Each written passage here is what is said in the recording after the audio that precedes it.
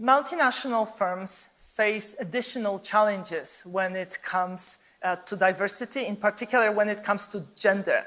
Because they have subsidiaries located often in different time zones, that requires people working outside of standard office hours because you need to take early morning phone calls or late night conference calls.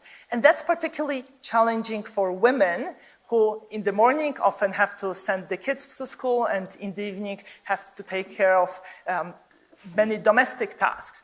And that means that often women are perceived as less able to be flexible. They are often given fewer responsibilities, less challenging roles. And academic research shows that working across time zones is associated with a greater gender wage gap in an organization.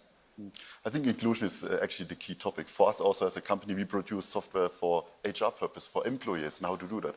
And inclusive design, but also inclusive language, it starts already with that, is super important to bring the opportunities, equal opportunities to everybody.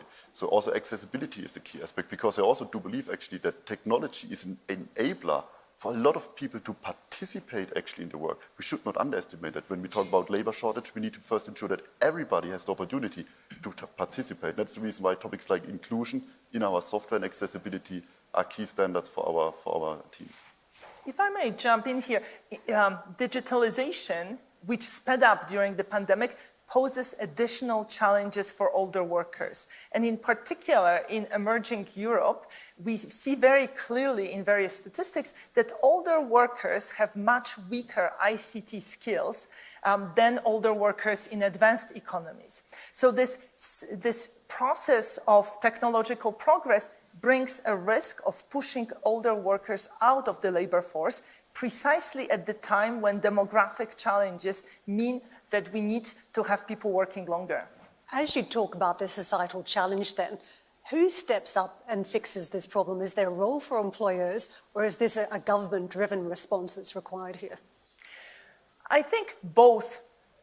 I think reaction from both is needed. Firms will do that because it will be in their interest to keep workers and upskill them. And government will want to do it simply because of pension sustainability.